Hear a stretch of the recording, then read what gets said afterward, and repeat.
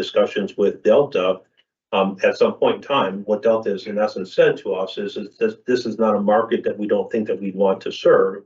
It's just we are backfilling markets that we saw service decreases after COVID. So when they get to the point where they are back at that service level, you know, Delta could say, hey, we want to be able to relook at that service, whether it's Casper to Salt Lake City or Casper to Minneapolis. We had service before. So those are all possibilities going forward. Thank you. My last question is there a strategic plan or a long-term solution now that the likelihood that possibly that SkyWest will be moving out? And will there be an opportunity that you guys will have to come back to the city and ask us for more for money for an MRG?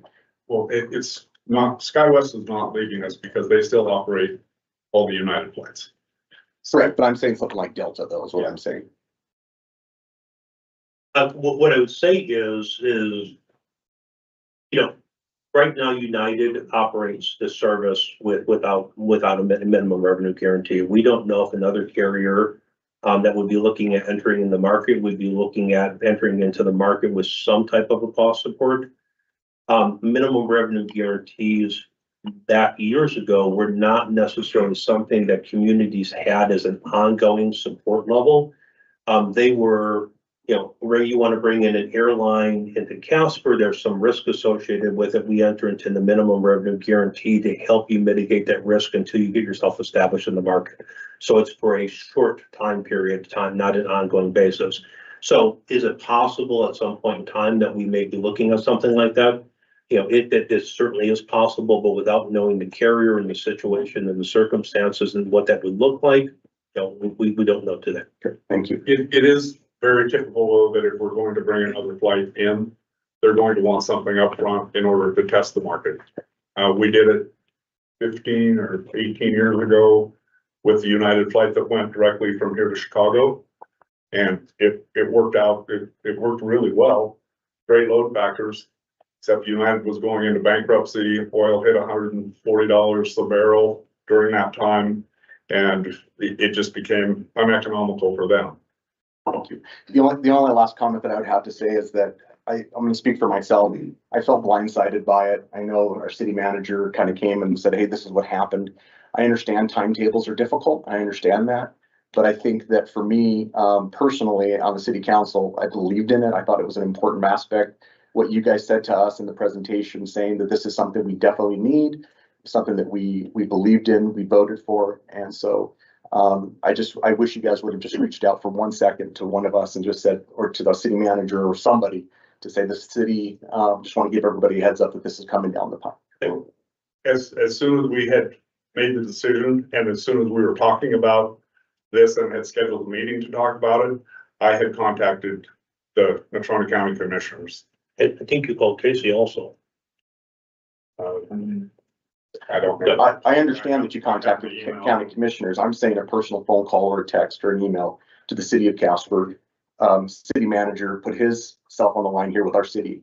He deserved the respect of somebody emailing him or texting him or a personal phone call. That's all I have to say. Thank you. Nothing that we did was out of disrespect for you, and I'm sorry that it came across that way. And Mr. Mayor, and I could be wrong, I believe that you called Casey after the airport board. The city manager is part of the Fly Casper Lions, so I'd have to go back to look at how that was communicated. I don't know, and as Kermit said, I spoke to many people in the Fly Casper. They were completely caught off guard. They reached out to me personally, and I asked them, did you guys know this was coming down the pike? They were absolutely blindsided. And a lot of people did a lot of work over the last few years to keep this MRG going and to keep them here. And it got to the point where each time we came up with more money, there became more challenges that we couldn't foresee. And at some point in time, we're wearing thin on people's patience asking for the money. And it was going to end at some point. I absolutely understand that. It was just a common courtesy to reach out. That's all it is. I don't mind the decision that you made. The decision's fine with me. I just don't like to be blindsided. And I know our city manager does not want to be blindsided. So that's all I have. Thank you. Councilor Sutherland. Right. I just had a couple questions. I mean, I do think a heads up would have been helpful.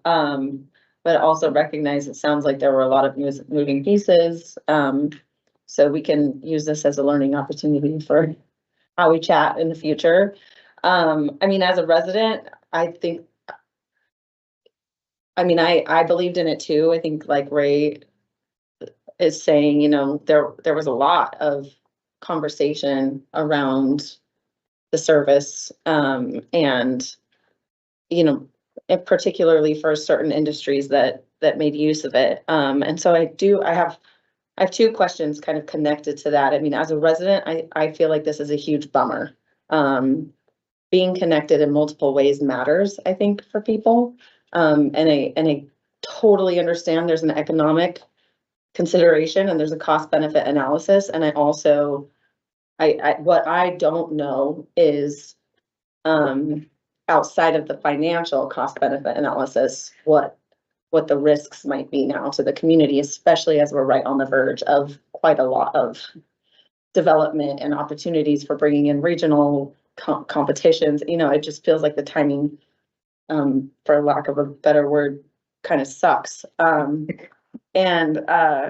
anyways, I'm curious how full those flights were, just in terms of, you know, who was using those flights, or not who, but how many people were. And then just when you were thinking about the implications of that decision outside of it, obviously not, I mean, none of us wanted to spend 400,000. We didn't want to spend that, but we knew that spending that might offer something to our community that had greater value outside of that 400K. So I'm just curious, now that it's probably going away, you know, what are the implications? I mean, you talked about United expanding potentially. I think that's great. I mean, I fly United a lot, and I think the service here has like noticeably improved. But just in terms of, you know, cutting off Delta, so many people are loyal to airlines. So many people will, you know, make that 5 a.m. flight. I mean, I couldn't, but lots of people will. So what are you anticipating the implications are for people trying to come to Casper? And how can we make sure that we're still as accessible as possible, living in basically an inaccessible rural state in our country? Sure. So to answer your question, so we were running about 54 to 56% load factor. So if you take 54 to 56% of the 76 passenger airplane, that tells you about how many people were using the service. It should have been, in my opinion, more successful when we were running two 50 passenger airplanes, 100 seats. We were running probably the upper 70s to low 80s load factors. So you're talking about 76 to 80 passengers, and you have a 76 passenger airplane. So granted, you know you're going to lose a little bit by having one frequency versus two frequencies, but I don't think we ever thought that we were going to be at that 50% load factor.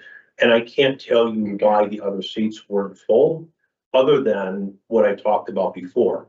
If people are saying this is really not conducive to the business traveler, if business travelers won't get out there in the morning, if they won't get in at midnight and be able to function the next business day, if you go to book a ticket that says it's not available, if the fares are higher than it is for United, your other option of getting into Casper, that's why I think we were not seeing this. So take that 50, whatever that number of passengers, 36, 40 passengers, and not saying, like you said, did people have loyalty to a carrier? Some of those people may go to Denver, for all we know. Some of those people are going to shift to United. If they shift to United and United sees higher loads, that could help support bigger airplanes, more frequencies, mainline service could continue to increase. Or as you said, as we see more development in the community, that's the type of thing. I don't call airlines and say, hey, by the way, it's July, whatever, have you thought about Casper? What we do is when we get that, what I call good news, we send it on to the airlines. It lets them know that, hey, there's development in Casper that we think is going to translate into butts in the seats, because that's what they're interested in. And it also gives them, hey, there's stuff happening in Casper because we keep getting these things going forward. So to the extent that that helps support, whether it's expanded service with United or a new service with the carrier that we're talking about, or a Delta going forward into the future, I think all those things bode well for increasing that service, even if it's on a different carrier.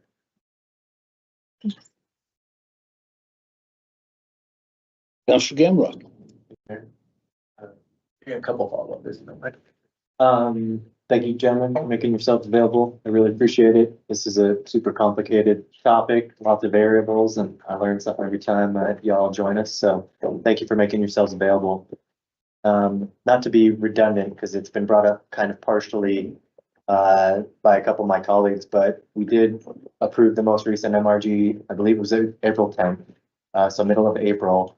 And then the decision from the airport board to rescind the application occurred, I think, middle of last month. And so to the mayor's point earlier, I guess I'm still a little lost. I appreciate the explanation in regards to kind of the longer term historical trend, but I'm still a little lost in regards to what changed between April 10th and middle of June, because in April, there was a very strong case made by yourselves, by Flight Casper Alliance, by all the other stakeholders. The case was strong in April, and it didn't sound like any of these concerns or trends were worrisome at the time. But then 8 to 9 weeks later, it's a different narrative. So I'm curious in that specific time frame, what changed? I thought you mentioned something about meeting with aeronautics, and so I'm curious, did they decide not to fund the 40% that they historically had? What happened in that little window that changed the formula? So I thought that if we raised the full 1.2 million, because the request was for $2 million for a year. Excuse me, could you move over to where the mic and pick it up so that people online can hear? So the Thank MRG request this last time was for $2 million for a 1-year MRG. And historically, aeronautics has covered that at the 60-40% for our, what's the term that we're not in a capacity purchase. The enhanced air service. Yeah. So that was the max that we could get. So we raised the money over a fairly long period of time, but we were able to get donations. Thank you all for doing what you did. The county had committed a very large amount. Advanced Casper had committed a fairly large amount. And then individuals came up with the balance that we needed in order to get to the 1.2. What we didn't fully realize is that that didn't automatically guarantee that we were going to get the money from the state. So they look at it through the eyes of economic development and whether or not we have other air service, and they want to make sure that we are covered, but they're only going to spend an amount that they think is feasible. So they had come back and said, we would rather do a smaller amount or a shorter term. So at that point in time, we had to then go back to SkyWest and say, we're looking at a shorter term, which would be 6 months. So that's a big change right there. Second thing, on the capacity purchase program that they have, they pay about $25 a seat. This came up to what, 49, almost $50 a seat. So it was quite a bit more than they're used to spending for the same capacity. So that was a couple of things that came up, but we didn't know any of that until we had gotten almost to the end of the fundraising project. So at that point in time, we knew that our meeting was scheduled after aeronautics. And so I can't make a decision on my own to do any of this. This has to be a full board decision, obviously, with a lot of discussion. That's why we had our special meeting on Monday. And at that point in time, it was, at some point in time, the county commissioners had already said, each time we kept coming back, because the first time we came to them 2 years or so ago, it was a 6 month. And they said, a lot of couple of them said the only reason they're voting for it is that it's only 6 months, but if you come back, we're not going to do anymore. So we did have good reason at the time. It did look like things were getting better. But then they changed the schedule and then the load factors fell out. They canceled the RON for some period of time in that interim period. Now, a lot of things happened. They kept tripping us up. And finally got to the point that if we're only going to get 6 months, well, 6 months gets us to Christmas. And then anybody that has a ticket after that, so at some point in time, you have to pull the Band-Aid off and just say, we can't do this anymore. So we tried to schedule it as logically as we could. And we weren't hiding anything, but everything was a negotiation, a contract negotiation, which we just can't broadcast it. So, no, I apologize that it came across that way, but that certainly was not the intent. Thank you for that context. Follow up if I may. So a former mayor of ours, not so eloquently, broached the idea of centralizing air service in the state and had wondered aloud in front of news cameras and other folks why so many airports exist in this state. I know it wasn't received too well by some of the other folks involved in air service around the state, but I am curious, in light of kind of this situation, do you, or does aeronautics maybe at the state level, does anybody see an opportunity for us to, as municipalities, cities and towns, pool our resources to, so that it's less of a financial burden on all of us individually, so that maybe we can pool our resources and get better schedules or more connections? Is that a conversation that happens, or are we all dealing with this in a siloed capacity all around? We're all doing our own thing, playing in our own sandbox, or has there been kind of more comprehensive, holistic discussions about air service in the state? So, Mr. Mayor, so I don't think, I think there's been a couple times in my 17 years here that there's been some discussions about what a hub and spoke model would be, with Casper being the hub. The last time that was years ago. But really, to answer your question, I think that this is something that, the Aeronautics Commission would have to make a decision on. It also could be influenced by the state legislatures, but that would be either a legislative decision based upon funding or Aeronautics Commission decision based upon funding. Right now, we focus on what we think is the best things that we can do for the air service for people who use our airport, until such time as something changes. And, I think what I would say, and I would say this to all of you, and hopefully maybe at the end of the comments, is this is not a fun thing to do. We've never, as much as I'd love to come to talk to you, I'd rather talk to you about things other than this. So coming in and talking about the MRG and getting the support is not easy or fun to do. I think all we've done is, and what we've at least tried to do in this process, is give you the best information that we have at that time to be able to make decisions. And I can't answer what happened for that time period without going back and looking at that. But when we asked for the MRG request for the city, it was based upon the things that we told you at the time that we believed in the value. And since that time, we felt that has changed. And while this is not an easy thing to do, and certainly we can look back at this and say we could have handled this differently. It was a short time period between the board meeting and so forth. None of this was done with any level of disrespect for anybody in this process. It was looking at being the best stewards for the money, which is what the board has had an obligation to do. And that's how we got to the point that we are today. Thanks, Glenn.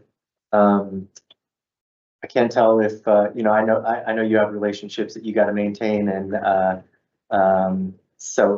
maybe you don't have the ability to be as candid as I'd like you to be, but to me, the idea of Casper being a hub and spoke model makes a lot of sense to me in theory. And so I guess I'm just curious personally, who are the people that I would have to connect with to verify whether that's a legitimate path forward? Who do I need to lobby?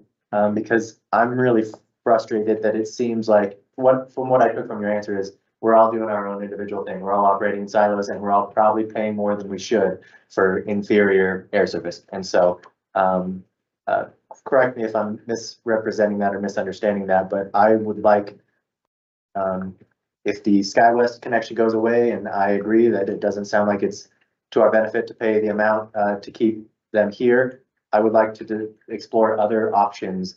And if that is, reaching out and, having discussions with the other municipalities around the state about how we can make more efficient our air service, how we can lower costs for all of us, how we can get better schedules and more connections, like I'm interested in that. And so I just don't know where the starting point is. And so, that's kind of what I'm hoping for. Who is the person, that I could kick off that conversation with? Oh, this guy, like Casper lines. No, I think in that particular case, it would either be the Aeronautics Commission or it would be the state legislature. Well, you know, air service is important. Every community that has air service, that air service is important to them.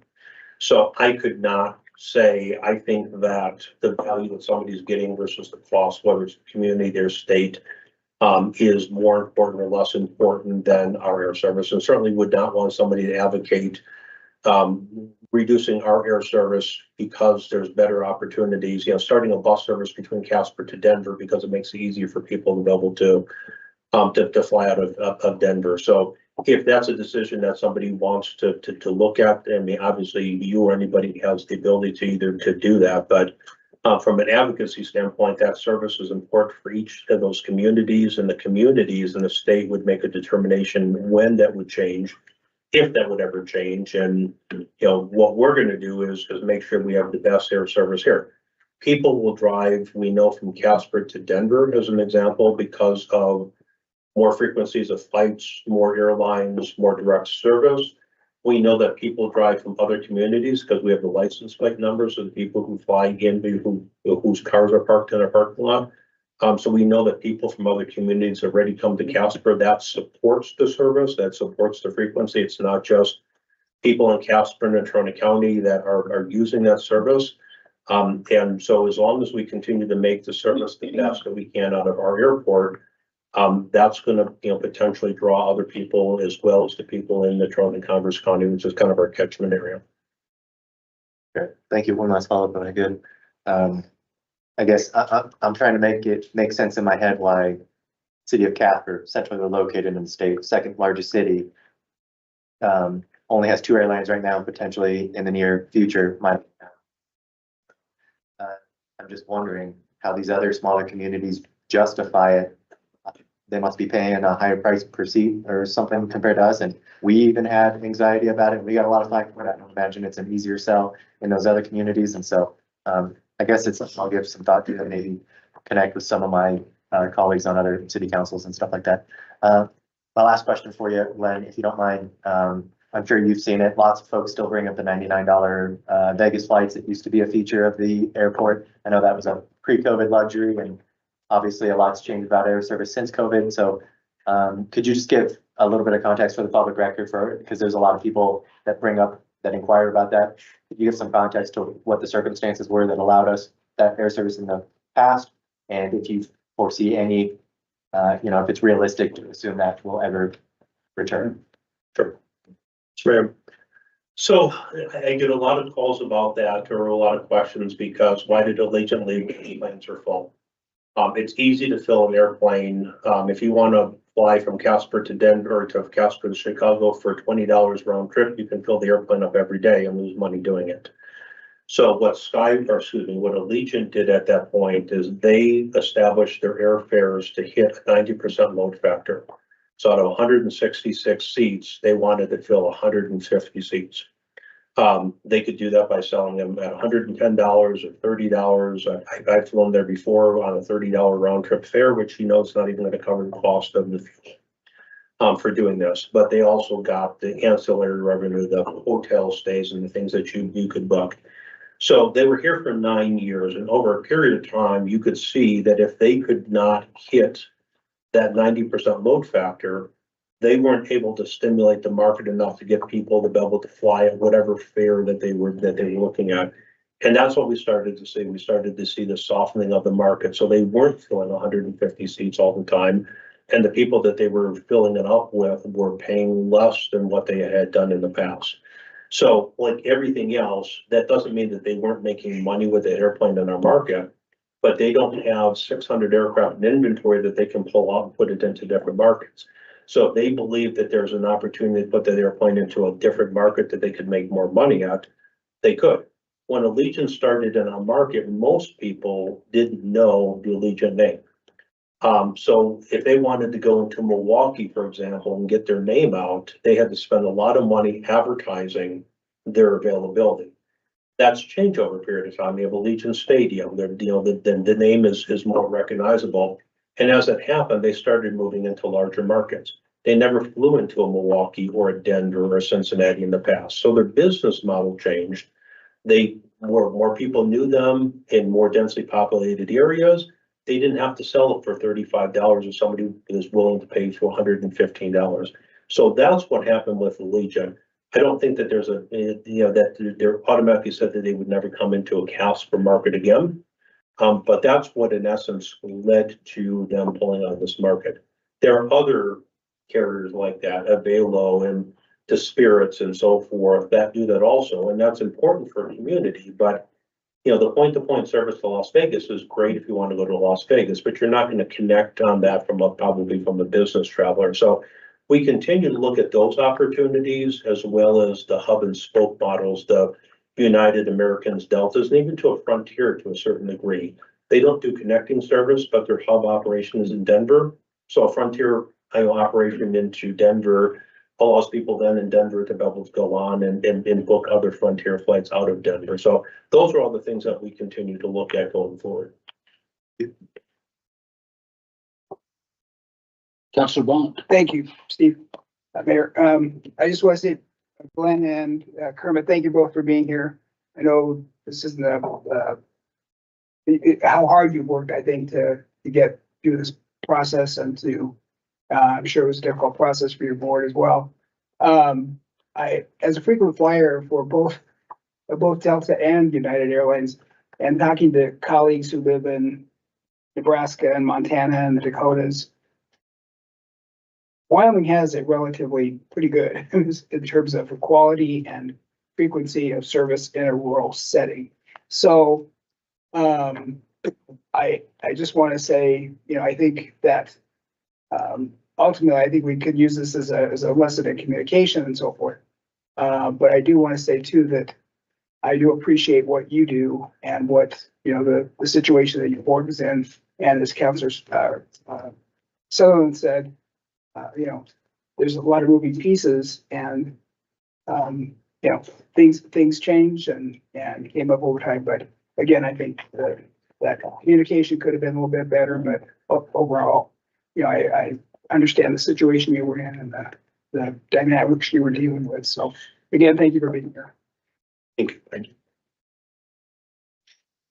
Councilor Haskins. So Delta's a question mark, and we got it. Is the goal going to be to keep a flight, pick your airline, to Salt Lake? Medical wise, it's a very, very important question to most of the people I talk to. So is United willing to give us a flight to Salt Lake in the meantime through SkyWest? Or are we going to actually lose the flight to Salt Lake? Potentially, when Delta probably leaves. So to answer your question, I don't think that United is going to establish a flight to Salt Lake City. It's not a United hub. And there's probably no reason with the frequency of service they have between Casper and Denver, and the frequency of flights between Denver and Salt Lake City. Obviously, it's a connection flight versus a direct flight. But I would not see that United would be looking at establishing a flight to Salt Lake City when you can get to Salt Lake City with multiple flights going through Casper to Denver.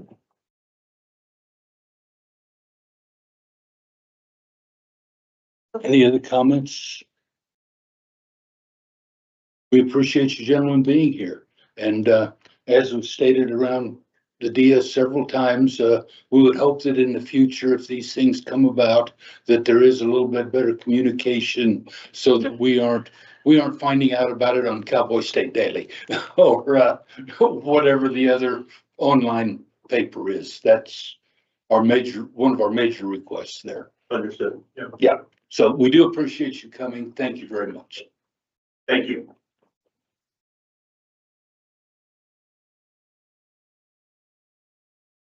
Transit pass permit update. Thank you, Mr. Mayor, councilors. This is the opportunity that we requested to be able to keep you posted as it relates to this important transition. Just to remind you, this is a transition, as you recall, from a token pen paper based system to an entirely electronic technological approach to accommodating riders on the transit system. And so with that, if I could turn some time over to our transit team to walk you through where we're at and where we're going yet, I would appreciate that. That is more than ample. Ms. Becker.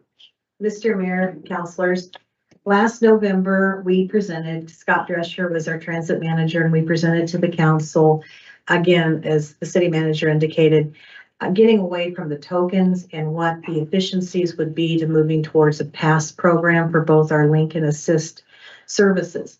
Since November, we have continued to work on that. We had hoped to roll the program out in March, but after Scott's left the organization, we decided we'd focus a little bit more on the transition. We were fortunate to hire James Cochran into our MPO in January, and James has an extensive IT background, and so he was able to come in and work with our Trip Master, which is our scheduling software for dispatching our fleet, and also to begin to look at the interface of these pass cards with the tablets that our drivers now have on board, and also working with dispatch and really getting into truly the IT guts of the whole operation. So James has spent a lot of time all spring at the transit office, again, working with dispatch, understanding Trip Master and the data that will be moving from the tablets into our software collection portal. And that way we're able to give far more accurate information to the National Transit Database, which is the oversight with our FTA funds. So James worked again with also our drivers. And as you can imagine, transitioning with our driver fleet of individuals to moving from a token that they've known for 30 plus years to really a scannable pass was really taking a lot of one-on-one time. So James was on the fleet with them and working with them actually with the tablets and really being an on-ground resource for us. Caden Cochran, again, they're not related, but James and Caden do have the same last name, so it's a transit thing. Caden Cochran, we were fortunate to bring on board as our new transit manager in April. And we were able to relocate him from Merced, California, where he was manager of a school district in that fleet there, and prior to that, JB Hunt, and get him here into Casper, and he's delighted. He'll share that in a few minutes. But he and James have been working now since April to get the rest of this rollout done with the scan passes, with interfacing again with TripMaster, the software, and again with all of our social service agencies that we serve here in Casper and doing a lot of outreach. So Kate is going to do the presentation tonight, and James and I will be here if there are some questions that you all have for us afterwards. So thank you. Hayden?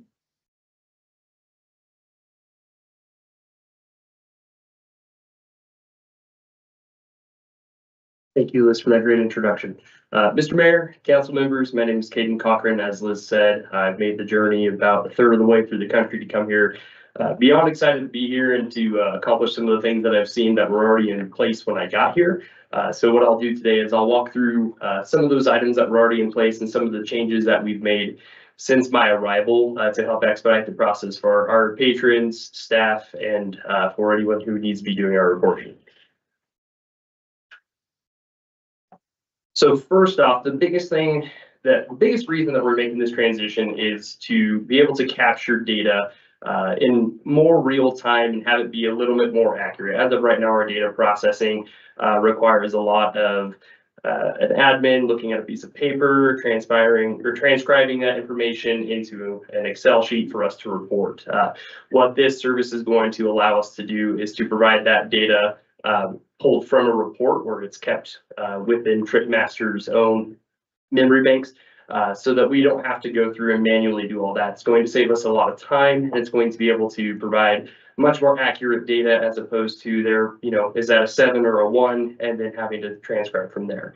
Additionally, it's going to allow us to pretty much filter down any parameter. So moving forward, what we'll be able to do is we can pull these reports, and then we can look at and see if we want to look at just senior citizen handicap ridership, or if we want to see student ridership or general ridership. It'll allow us to filter through those parameters and eventually even get to the point where we can see what specific stops or what specific type of rider for us to make decisions in the long run to cater bus shelters or if we need to add additional benches, and we'll be able to empirically make that decision.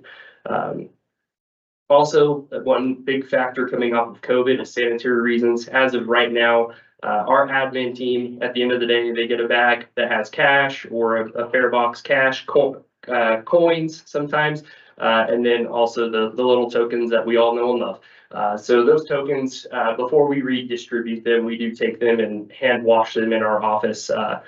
We do dedicate a decent amount of time to that with our staff to make sure that that is done. So that's something that we do as an extra precaution, but with the token system, we do have a lot of hand-to-hand interaction and changing with those items. Again, we want to streamline the process for our patrons. So once the pass cards are established, to reload them, it's relatively quick. They don't have to keep track of anything. It's one card, it fits in your wallet. It's about that big. And so it's something that they can keep on their person, and it's not a heavy burden. They don't have to remember, do I have all my tokens? Did I leave them at home? Put it in your wallet, forget about it, use it when you need it.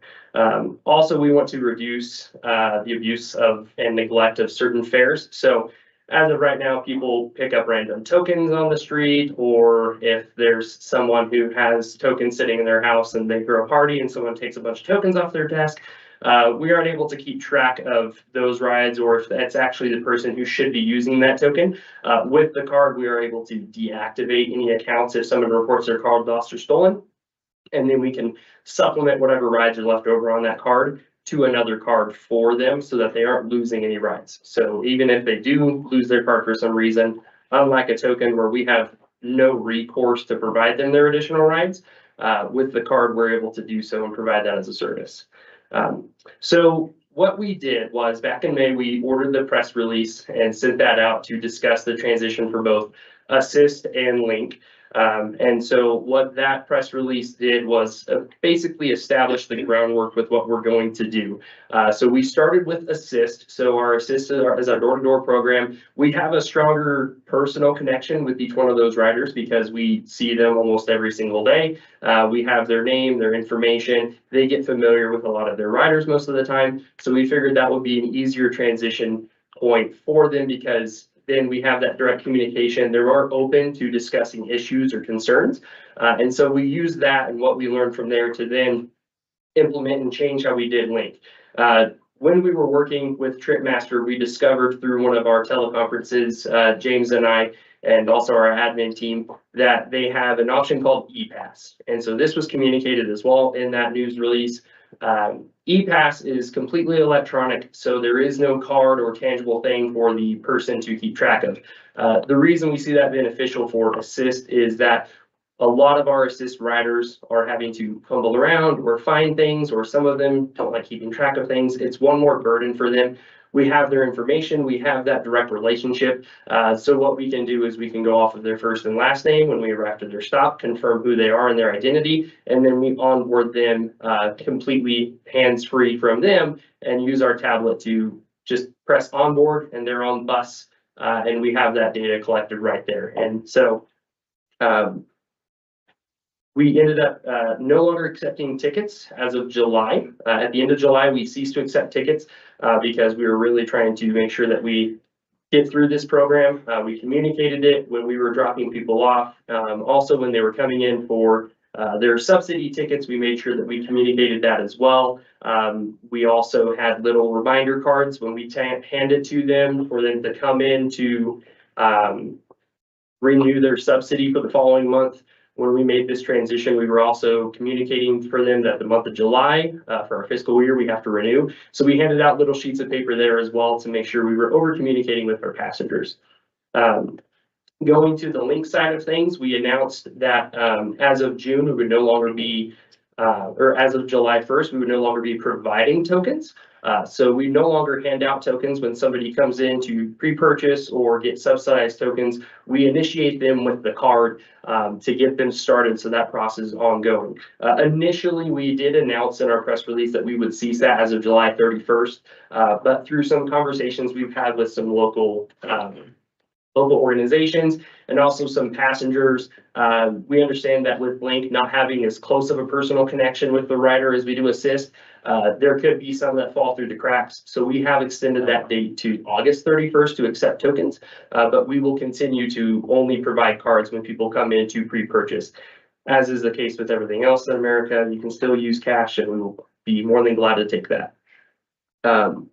And so basically what we're trying to do is we're trying to utilize this to have empirical decision-making moving forward so that we're not relying on a small segment of data. The goal would be for this to continue long-term and to us establish data patterns over time. Also see if there is any sort of relationship, if anything else were to happen at the national level, that we can make smart decisions and justify them with data so that it's very clear to everyone why we made those decisions.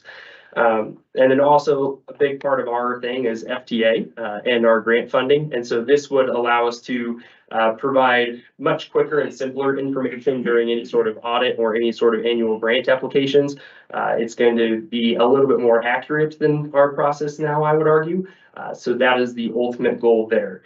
So we did reach out last week to over 30 organizations within town to make sure that they were aware that they saw the press release. I'm still doing some follow-up with a few of those groups. We've been kind of having emails back and forth, or I was asked to call back this week, and we've had some busy days, but we are working with organizations and the public to make sure that we are covering those items and that they are aware as well, and also providing them the path of understanding how to purchase passes if they're wanting to do outreach or donations or good works. So with that being said, I do want to go through a quick sample, if I may, of the onboarding process for both Link and Assist, if that would be okay with you guys.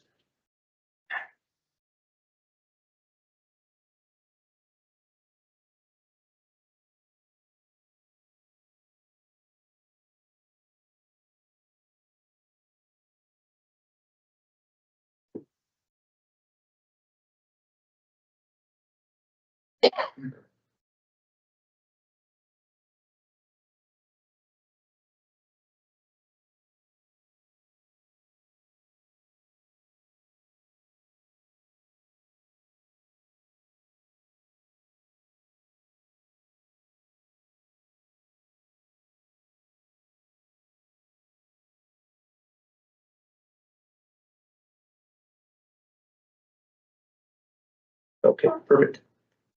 So after you type in the driver login, this is what our drivers would see. It would tell them we are obviously using fake routes right now because we're still operating right now. So this is route number 999, vehicle 999. These are made up just for this purpose, but the driver would come in, click start, and then they would enter their odometer from when they started their vehicle, click submit. And it does take a minute or two.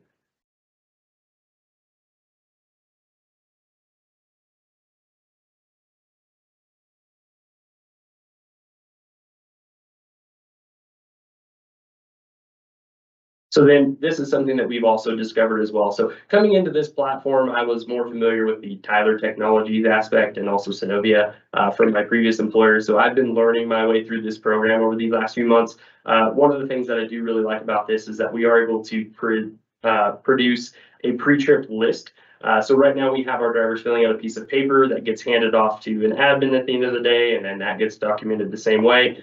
So with our pre-trip inspections, we'll be able to digitize those as well so that we can pull a report at the end of every day with more accurate in-time information.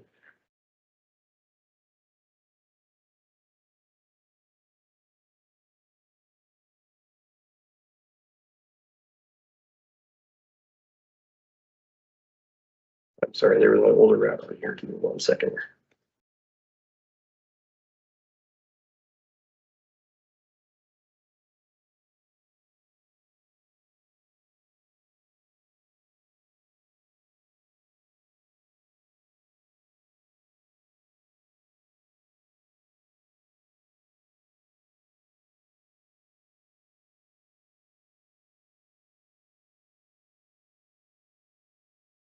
Okay. I apologize. Give me 1 second here. This route was not assigned to the driver.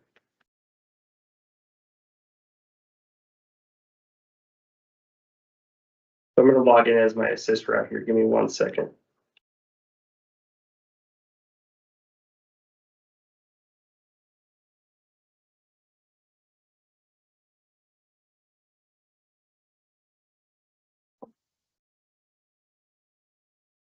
All right.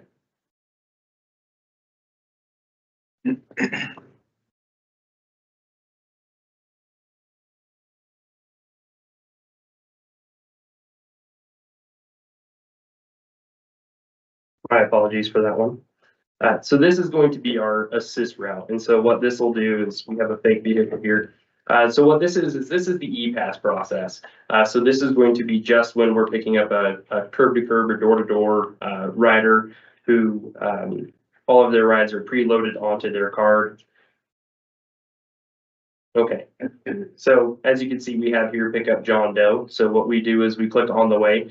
Now what that will do is it's sending a notification here through the tablet, but also if the passengers sign up for SMS or text alerts, once I hit on the way, it will give them a rough ETA based on where I'm located and a direct path to them through Google Maps. So even if I don't pull up Google Maps from Periscope, which is the app that interacts with TripMaster, it'll still provide them somewhat of an ETA, which helps us with downtime and making phone calls because we don't have to call people and ask them to come outside. They're able to get a message and let them know.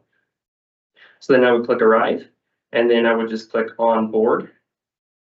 And then what this will do is this will ask for either to remove the pass for John Doe, so we don't need to use a card.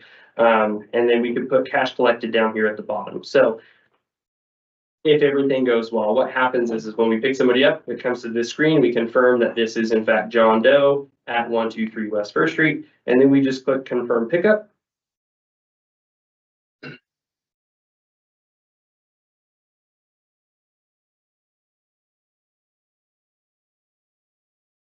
I'm sorry, I only have 3 bars of data here, so it does take a little bit. And there we go. And so, yeah, that is pretty much it for the assist side. I apologize that the computer is not set up correctly for the link side for the scan card, but what I will do just to show you how the tablet interacts with the passenger is I will remove the pass from this passenger and then use a scan card to scan so you can see what that process is like. Even though it's not exactly the same, it's similar enough for you guys to get the idea. So we would click arrive, we would click onboard, and then we would click remove pass. And then what this does is it asks us to either collect the cash, so we can either put cash collected and put $5 in there, or we can click scan pass. So then that pops up with the camera, and then I hold up the card. And then it'll say, do you, this belong? Oh, and here's another built-in feature. The card name doesn't match the account that was on for assist, so it will tell you if somebody else is using a different card. So since it's Caden Cochran and not John Doe, it alerts me and it asks, do I still want to take this? And then for all intents and purposes, I'll put yes. Our drivers will say, hey, why do you have this card? And then we'll go from there, and then you confirm the pickup. And then also at the bottom, it prompts our drivers to tell them how many rides they have left and how many rides they had when they scan the pass. So once they get into that 10 to 5 ride range, our assist drivers do a pretty good job of letting the riders know, hey, you guys are getting pretty close to the bottom. Let's make sure you refill the card, or just make sure you have cash next time so that we don't have to, pass on the fare. So I think with that, that is all I have. I'm more than open to answer any questions you guys may have.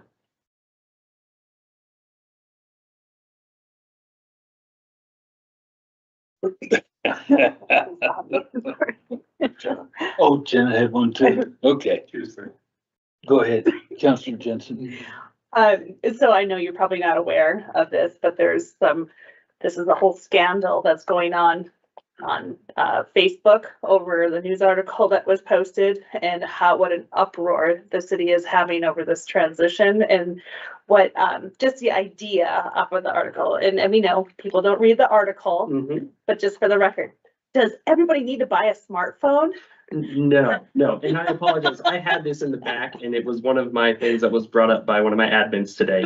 And the article was spot on. So kudos to K2 for that one, but I Right, did for the hear about ones the who Facebook read comments. the article. Yes, I did It hear was about the Facebook beneficial. comments. So for the record, we are not requiring patrons to have a smartphone. We are providing these neat little cards. We laminate them and everything for you. And so it's not a requirement to have any sort of smartphone or technology. All you need to do is provide some demographic information if you're going to sign up for a card. Otherwise, if you want to have your own card and you want to pay cash, you are always more than entitled to do so on our buses. Perfect. Thank you for asking that question.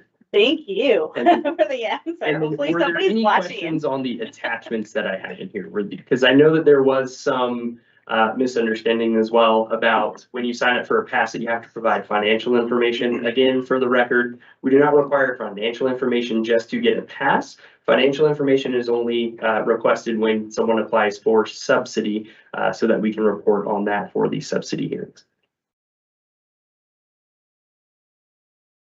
That's been our standard practice, so nothing has changed there. And then to purchase cards, it's the same as purchasing tokens. You can come into our office at any time, and we'll be more than happy to help you. If there are organizations that want to make a mass purchase, if they could let us know ahead of time, we'll be glad to get those cards ready to go as to not waste their time prior to their arrival.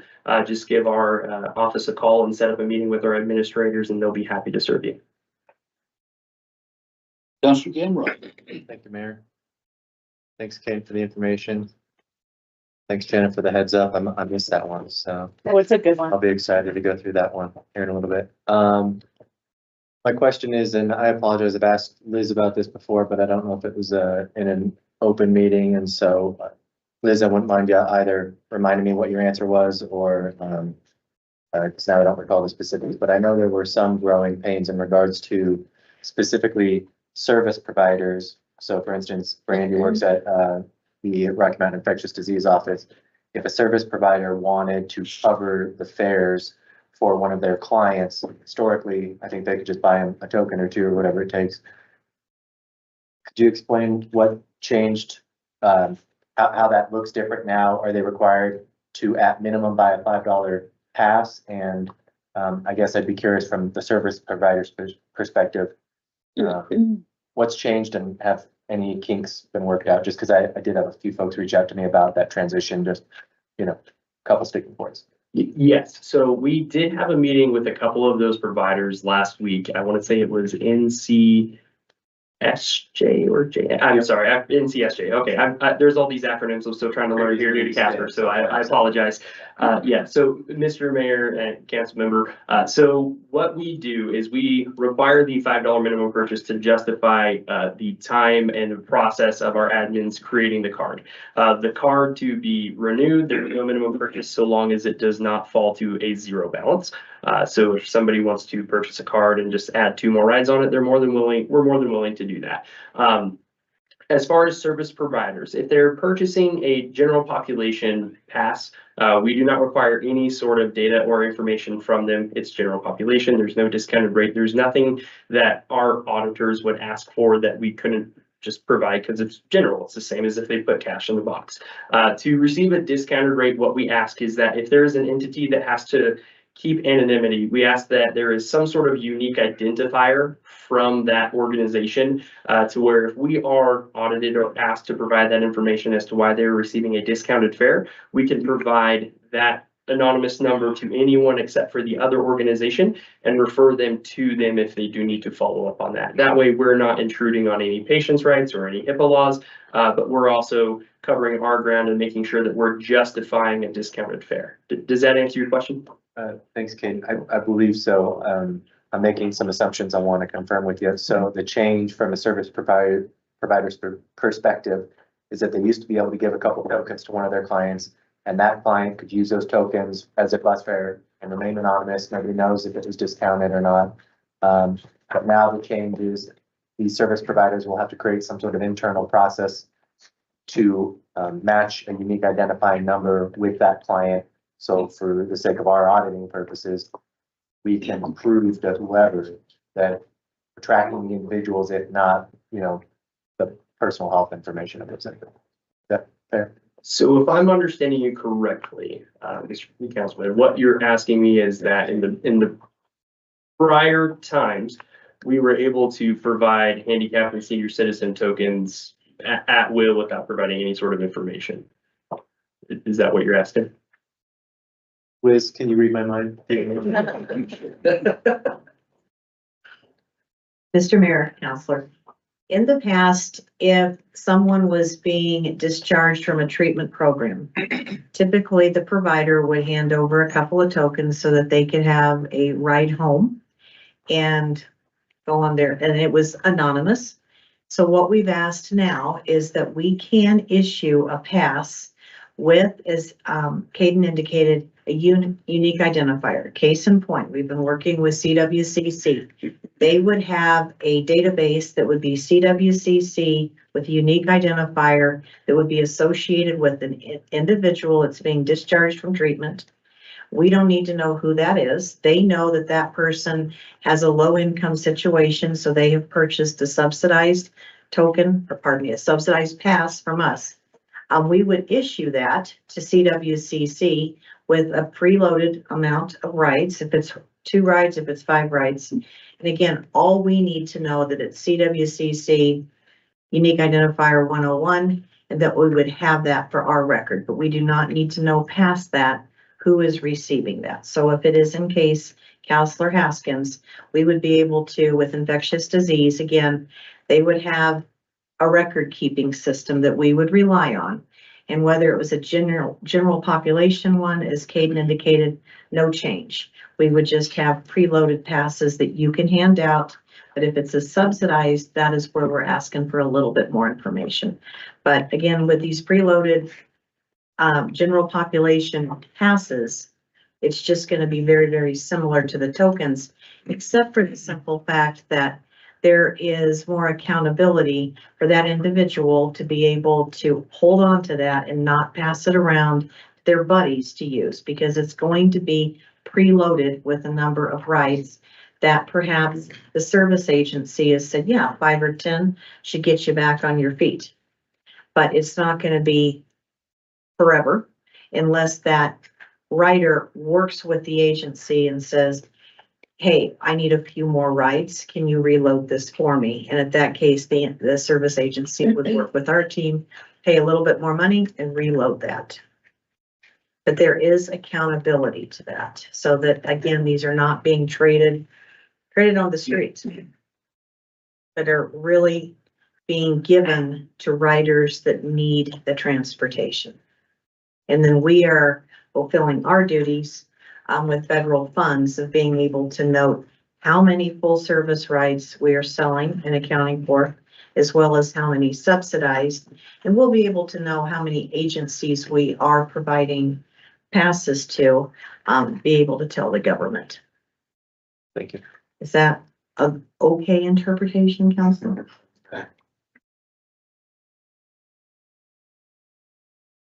Councilor Pollak.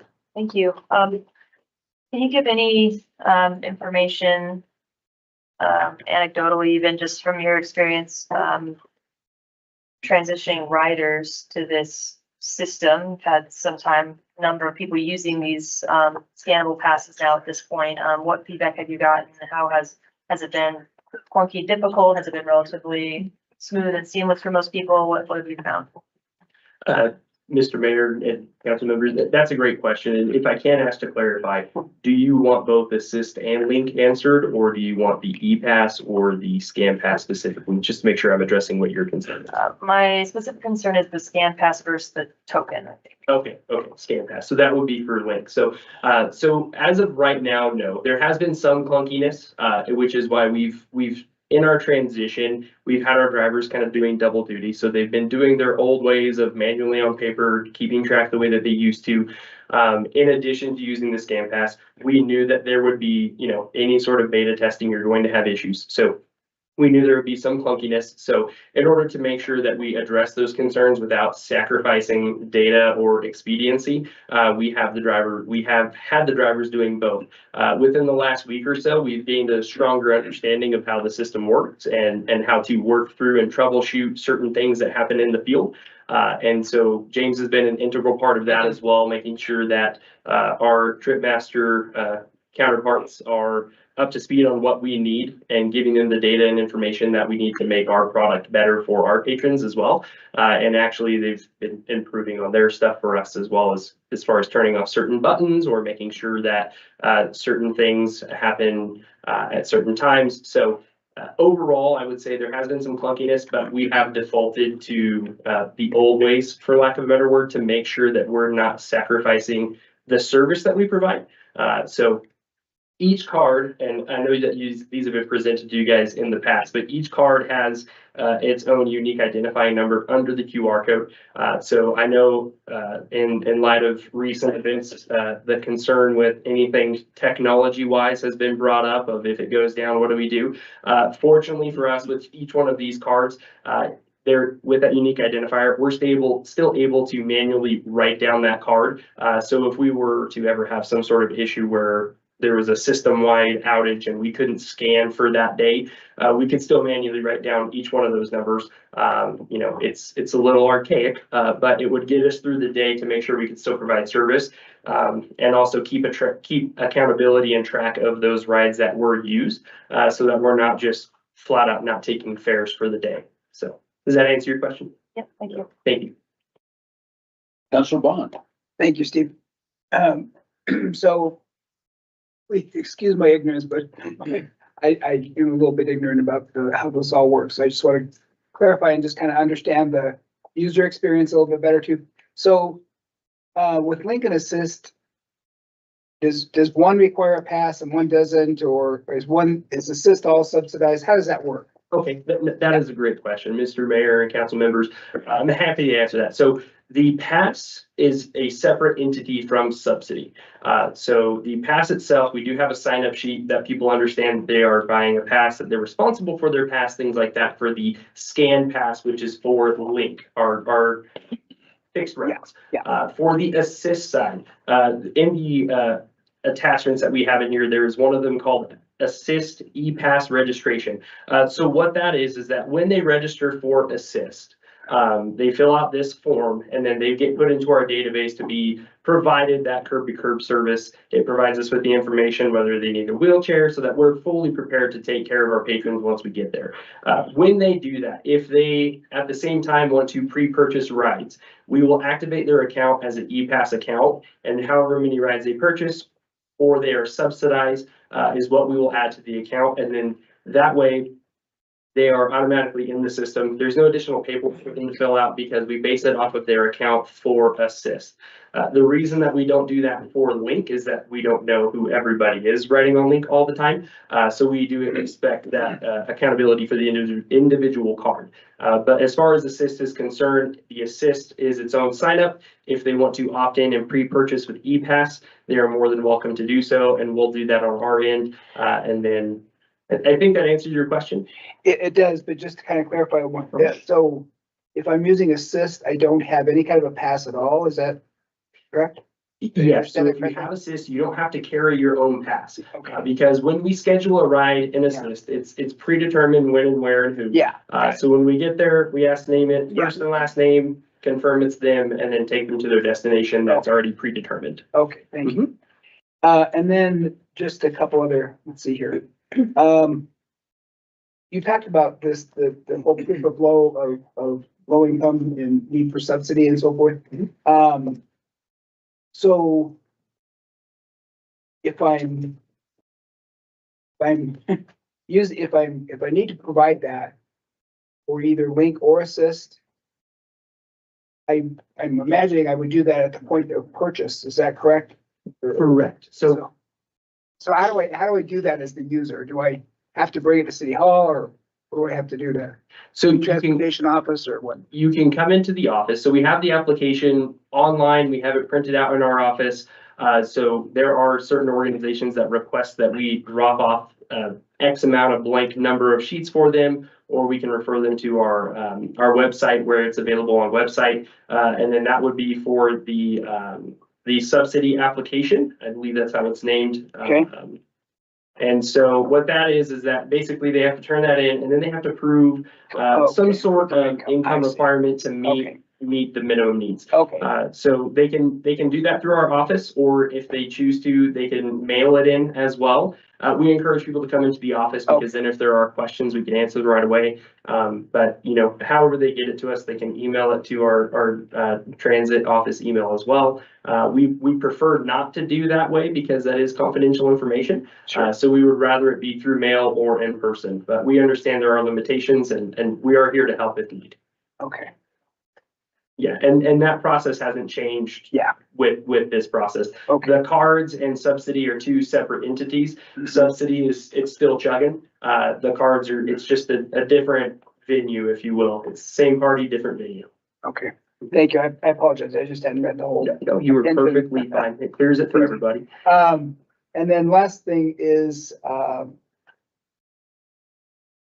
so so you said you don't require people to have a smartphone, but if I do have one, I can have my pass on my smartphone? Is that? As of right now, we are not executing that. Okay. We've worked with Tripmaster on that. Okay. There are some limitations with that. Okay, And also it kind of takes away from us being able to manage the account for the passenger. We've inquired on that. It's one of the things that they are working on, and with us being one of their customers, we'll be the first to know once it's ready to go. But that has been brought up and asked. But for right now, we are sticking with the cards for the initial rollout. And when Tripmaster catches up with that demand, Yeah. and it's implemented, then we'll go about introducing that. okay. So, and then to reload, you talked about reloading the cards? Yes. I can do that either online. I have to do it online, is that? So I would encourage you to come into the office and purchase it that way. Our office is our best point of contact to reload the cards. So as of right now, that would be the best way to do it, is to come in and purchase. And that's how we've always been doing it. That's been our standard practice. So yeah. So on the demonstration, you showed how you could scan the QR code on your e-pass. Well, was that to reload or no? No, that scan is to subtract a ride.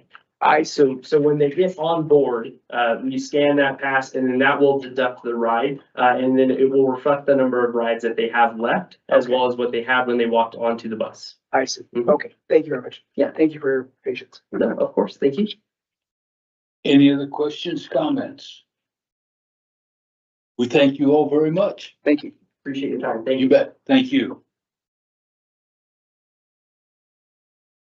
Looks like we're down to online utility payment portal update. Oh, it's not my contact.